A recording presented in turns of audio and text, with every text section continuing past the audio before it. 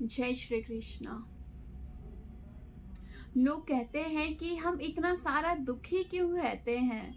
हम ये कहते हैं कि दुख का कारण है अपेक्षा करना। जो हम लोगों से अपेक्षा कर बैठते हैं, ना जाने भी हम बहुत सारी उम्मीदें, विश्वास, अपेक्षाएं, बहुत ऐसी चीज़ें हैं जो हम संसार में ढूंढने का प्रयास करते हैं, परंतु वो सारी चीज़ें ही अगर हम भीतर देखेंगे, अपने अंदर अपने आप को स्वयं जानेंगे कि हमारे भीतर कौन है। हमारे भीतर ही परमात्मा है। परमात्मा के सारे तत्व हमारे भीतर छुपे हुए हैं, परंतु हम क्यों बाहरी दुनिया में ही अपने मन को खुश करने की कोशिश करते हैं।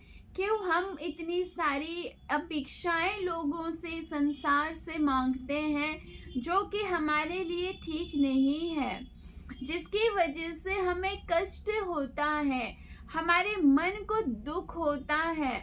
फिर हम कहते हैं कि संसार में रखा क्या है, परंतु हम देखें तो परमात्मा ने तो संसार बहुत खूबसूरत बनाया हुआ है।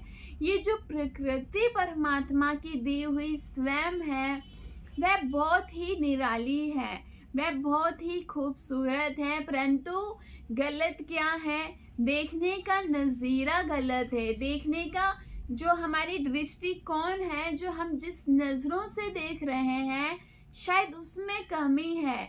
अगर हम कहेंगे कि दुनिया के सारे व्यक्ति गलत हैं, दुनिया की सारी औरतें गलत हैं, इसमें कमी है, हर एक में कमी है, तो फिर परफेक्ट कौन है आपकी नज़रों से? परफेक्ट तो फिर इस संसार में और कोई हो ही नहीं सकता। हम किसको परफेक्ट बोलेंगे? अगर हम बोलेंगे कि सिर्फ हम ठीक हैं, बाकी सारी दुनिया के अंदर कोई ना कोई कमी, कोई ना कोई दोष है ही, तो देखो ऐसी बात नहीं है। यहाँ पे सभी बहुत खूबसूरत हैं, बहुत परमात्मा के प्यारे प्यारे श्रद्धालु भक्त हैं।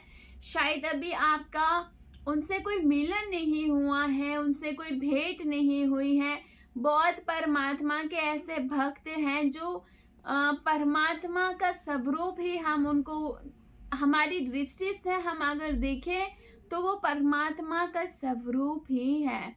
सब कुछ परमात्मा को सौंप कर पूरा इस संसार के अंदर रहकर ही ऐसे ऐसे कार्य कर रहे हैं और बहुत सारे लोगों को भी उस मार्ग पर ले जाने का प्रयास कर रहे हैं, जिसके लिए कोई बड़े से बड़े ऋषि भी शायद नहीं कर पाए होंगे अपने वक्त पर। जो ये आज की परमात्मा के दिए हुए कुछ प्यारे से जो भक्त, मैं उनको कहूँगी, वो लोग ये प्रयास कर रहे हैं करने का कि कोई भी जीव हो उसको परमात्मा का ध्यान करवाकर और परमात्मा के तरफ मन लगवाकर इस संसार से थोड़ा सा बाहर निकाल कर परमात्मा का जब स्वरूप की अवलोकन की वार्तालाप करना जब वो शुरू करते हैं, तो परमात्मा की तरफ अपने आप ही ध्यान लग जाता है।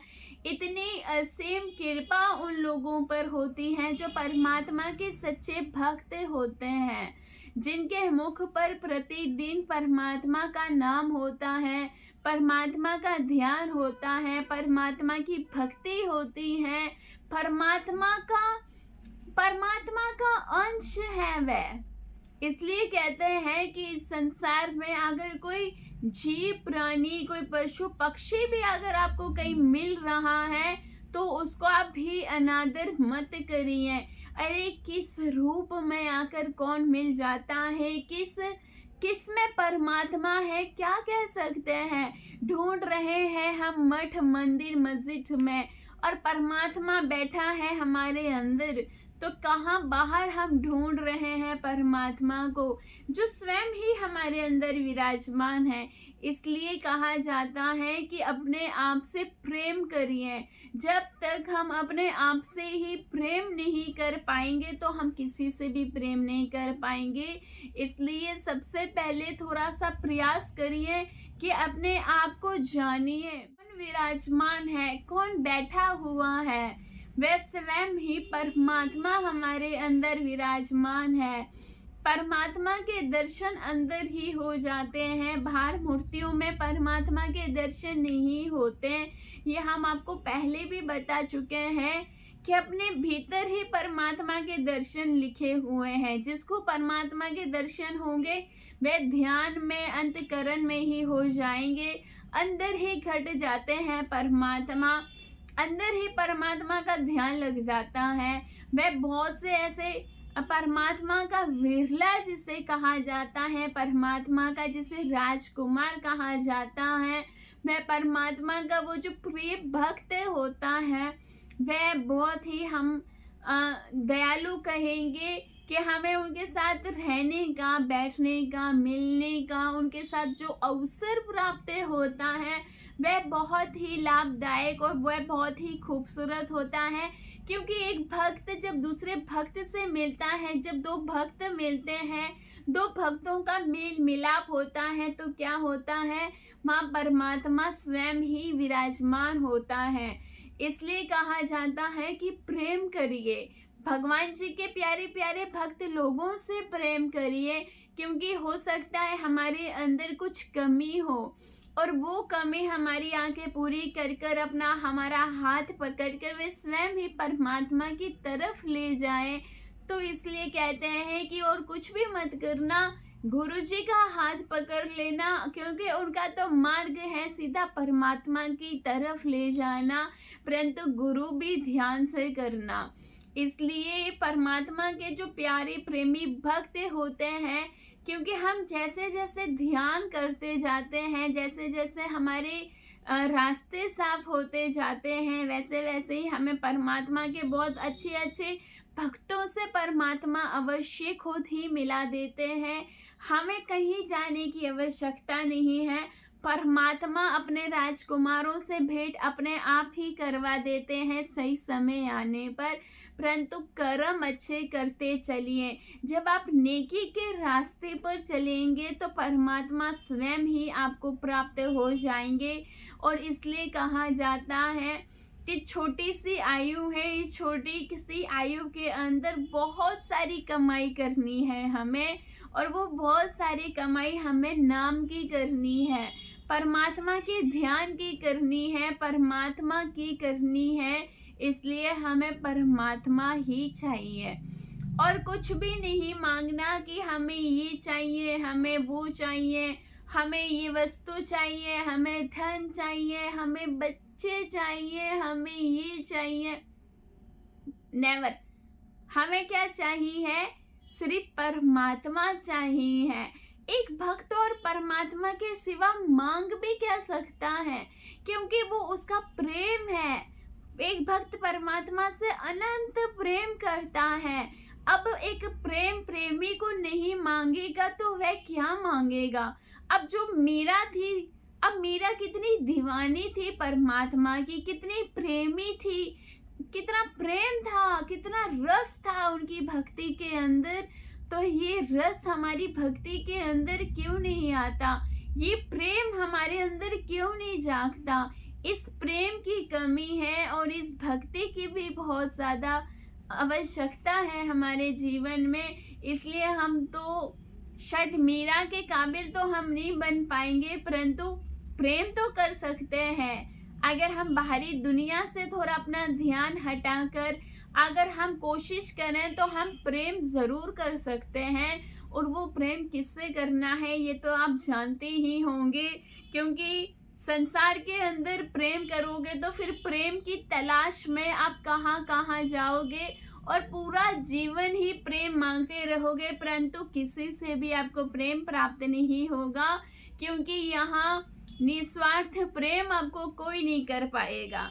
इसलिए आपको अगर कोई निस्वार्थ प्रेम कर पाएगा या करता होगा तो वो स्वयं श्री कृष्ण महाराज ही हैं हमारे, जो हमसे निस्वार्थ प्रेम करते हैं, जो हमसे भी निस्वार्थ भक्ति की अपेक्षा करते हैं, जो खुद भी चाहते हैं कि अगर हम भक्ति करें, प्रेम करें ना उनसे, तो वो निस्वार्थ हो। अगर हमारे पास कुछ भी नहीं है तो हम परमात्मा को जब बोलेंगे ना, हम परमात्मा को जब पुकारेंगे कि हे प्रभु, हे नाथ, कि हमारे पास आपको देने के लिए कुछ भी नहीं है, तो वो जो दयालु पर भरा परमेश्वर जो इस पूरे ब्रह्मांड को चला रहा है, वो राजा, वो हमारे जैसे सेवक से उसे क्या चाहिए? हम हैं ही क्या उनको देने के योग्य? हमारे पास है ही क्या? हमारे पास एक चीज है, वो है हमारा मन, वो है हमारा हृदय। इस मन को मांगते हैं परमात्मा। जो ये मन हमारा बाहर इधर उधर भागता रहता है ना, बार बार बाहर ही हमारा मन बहुत इंद्रियां जब हमारे वश में नहीं होती हैं, हमारा मन हमारे वश में नहीं होता है, तो वो जो पूरे इस युग को जो चला रहे हैं, इस पूरे ब्रह्मांड को जो चला रहे हैं, जिससे हम अपेक्षाएं करते हैं कि हमारा ये काम क्यों नहीं बन रहा है, उसको भी हमारा सिर्फ मन चाहिए। अरे छोटी सी चीज है मन, लेकिन कहने को बहुत बड़ी है, क्योंकि होता ही नहीं है। एक इस मन को ही तो नहीं हम संभाल पा रहे हैं, बाकी हम सब कुछ समेट लेते हैं, हर एक चीज से हम बहुत अच्छे से चल रहे हैं, लेकिन ये जो मन है ना, ये हमारे वशीभूत हो जाता है। ये हमारा मन ही हमारा शत्रु कौन है? हमारा मन ही हमारा शत्रु है। बाहरी दुनिया में हमारा कोई शत्रु नहीं है, हमारा शत्रु ही हमारा मन है। और हमारा मित्र कौन है? वह भी हमारा मन ही है। जब एक शत्रु और एक मित्र दोनों एकत्रित हो जाते हैं, फिर जाके कुछ परमात्मा के हम योग्य हो पाएंगे। जब हमें अंदर से महसूस होगा कि ये मन हमारा है, कितना चंचल है और क्या क्या काम हमसे करवाता है जो नहीं करना चाहिए। और जब हम अच्छे करने के समय आते हैं, यानी कि कोई सत्संग में बैठे हुए हैं या हाथ में माला धारण करके बैठे हुए हैं, परमात्मा का ध्यान कर रहे हैं, कोई चीज़ ऐसी अगर हमारे मन में आ जाएगी कि बहुत सारा समय हो गया, हम कब से ध्यान कर रहे हैं, अब हमसे नहीं होगा, तो देखो ये हीन प्रकार के विचार हमारे मन में क्यों आया? एक तरीके से ये हीन ही विचार है, ये हमारे मन में नहीं आना चाहिए। अगर परमात्मा के ध्यान में बैठे हैं तो बहुत अच्छी बात है कि हम परमात्मा के ध्यान में बैठे हुए हैं, तो ऐसे विचार हमारे अंदर नहीं घटने चाहिए उस समय। इसलिए जब अगर आप परमात्मा की ध्यान कर रहे हो, भक्ति कर रहे हो, तो ये जो चंचल मन है ना, आपका शत्रु, इसको संभालने का थोड़ा सा प्रयास अवश्य ही करना, क्योंकि इस मन को संभाल लिया तो आपने पूरा जग जीत लिया। अगर आपने अपनी इंद्रियों को ही नहीं संभाल पाए, अपने मन को नहीं संभाल पाए, तो मुझे नहीं लगता इससे बड़ी डिग्री अगर आप बाहर कोई ले पाओगे, क्योंकि हमारे मन को संभाल कर और इस मन को परमात्मा के चरणों में ले जाना है कि लो प्रभु, ये एक मन ही ऐसा था जो मुझे बार बार बाहर की दुनिया में भगाता था। बाहर की दुनिया में मुझे इसने इतना घुमाया, इतनी ठोकर खिलाई, इतने दुख दिए, पूरे संसार ने मुझे दुख दिए हैं। केवल किसकी वजह से? केवल एक ही कारण था कि मेरा मन मेरे वश में नहीं था, मेरा मन मेरे वशीभूत नहीं था। इसलिए आज तक मैं इस संसार के अंदर सिर्फ दुख ही भोगता रहा। अगर जब इस मन को हमने संभाल लिया, तो मुझे नहीं लगता आपको इस संसार के अंदर कोई पीड़ा होगी या आपको कोई दुख प्राप्त होगा, क्योंकि इस मन के अधीन हम होके जो चलते हैं, मन को अपने अधीन करना है। हम जो चाहे हमारे विचार से, हमारे ध्यान से, फिर जाके हमें वो कार्य करना चाहिए जो हमारे लिए ठीक है, परफेक्ट है, जिसका कोई भी साइड इफ़ेक्ट्स हमारे जीवन में नहीं आएगा। अरे अगर कोई गलत चीज़ भी खा लेते हैं तो देखो कितने स्किन प्रॉब्लम हो जाती है, कितने बॉडी को पेन हो जाता है, कोई गलत टैबलेट। तो एक गलत चीज खाने से हमें इतना सब कुछ भुगतान करना पड़ता है। तो सोचो, विचारो, जागो, आंखें खोलो, हम क्या कर रहे हैं। एक टैबलेट खाने से इंसान की मृत्यु भी हो सकती है। तो हम तो बार बार मर रहे हैं, हम तो प्रतिदिन मर रहे हैं, क्योंकि हम जीवन ही ऐसा जी रहे हैं जो हमें नहीं जीना चाहिए। अगर हम इस संसार के अंदर आए हैं तो ये कार्य करने के लिए नहीं आए। जो आज स्वयं हम कर रहे हैं वह आप भी जानते हैं, वह हम भी जानते हैं। हम क्या कहें तो क्या कहें कि प्रतिदिन हमारी दिनचर्या क्या है, क्या क्या करते हैं हम।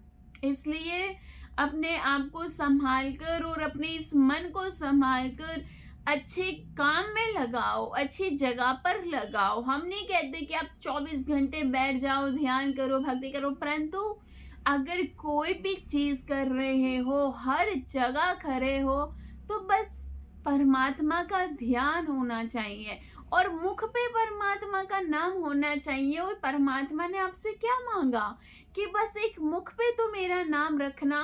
तो हो सकता है कितने दोषों से परमात्मा निवारण कर देते हैं और कितने हिंसा से परमात्मा हमारी रक्षा करते हैं। इसलिए हमारी रक्षा कवच हमारे परमात्मा है। इसलिए रक्षा कवच जो हम बहुत सारी चीजें धारण करके रखते हैं ना कि मेरी रक्षा कवच है, क्या क्या चीजें लोग धारण करके रखते हैं। रक्षा कवच और कुछ नहीं है, परमात्मा का एक नाम है, वो हमारी रक्षा करेगा चलते फिरते उठते बैठते। इसलिए हर जगह परमात्मा को याद करना, नाम लेना। हो सकता है कोई अकाल मृत्यु आने वाली हो, वो भी टल जाए। इसलिए हर समय परमात्मा का नाम लेते चलना। ज़्यादा समय ना लेते हुए हम अपने विचारों को यहाँ पे अब विराम देना चाहेंगे। जय श्री कृष्ण।